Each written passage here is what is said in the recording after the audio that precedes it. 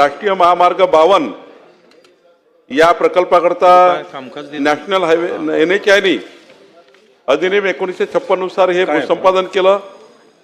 खरं तर यामध्ये ही गोष्ट खरी आहे की 1/3/2025 ते 17/4/2025 यामध्ये 154 प्रकरणामध्ये जिल्हाधिकारी यांना लवाद नेमलं होतं। कारण या प्रकरणाचे लवाद म्हणजे खाली भूसंपादन कारवाई झाल्यानंतर जर कुणाला वाटलं की लवादाकडे जायचं आहे म्हणून कलेक्टर लवाद होते। लवादामध्ये गेल्यानंतर खरं तर 154 आदेश असे होते जे जिल्हाधिकाऱ्यांनी लवादाचं काम करताना जिल्हाधिकारी तिथून ट्रान्सफर झाल्यावर बॅकडेटमध्ये या ठिकाणी 154 आदेश काढले आणि यामध्ये 241 कोटी रुपयाचा त्या ठिकाणी गैरव्यवहार केला आहे स्वतः जिल्हाधिकाऱ्यांनी। आणि यामध्ये जी मूळ निवाडा होता तो 68 कोटीचा होता, फक्त 68 कोटीचे 241 कोटी केले। आणि एक मोठा भ्रष्टाचार या ठिकाणी बीडमध्ये झाला।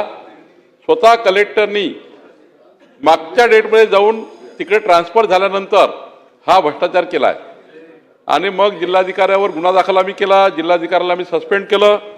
आणि त्यामुळं आता जी वाढ आहे 310 कोटीची वाढ जी दिली आहे जिल्हाधिकाऱ्यांनी, ती वाढ आता याच्यातला जो फरक आहे 241 कोटीचा, तो फरक त्या ठिकाणी ज्या लोकांनी जास्त उचललेले आहेत यापैकी जे 310 कोटीपैकी 73 कोटी वाटप झाले आहेत। आता हे 73 कोटी वसूल करणे आणि बाकीचं वाटप होणार नाही, कारण नॅशनल हायवेनी या ठिकाणी या निवाड्याला चॅलेंज केलेला न्यायालयामध्ये, त्यामुळं आता ते बाकीचं वाटप होणार नाही। पण 73 कोटी वाटप झाले आहे, ते वसूल करण्याची प्रक्रिया वसूल करण्याची प्रक्रिया सुरू आहे। म्हणजे नॅशनल हायवेला वसूल करायची आहे, कोर्टात नॅशनल हायवेला जायचं आहे, बाकी प्रकरणात नॅशनल हायवे कोर्टात गेलेला आहे।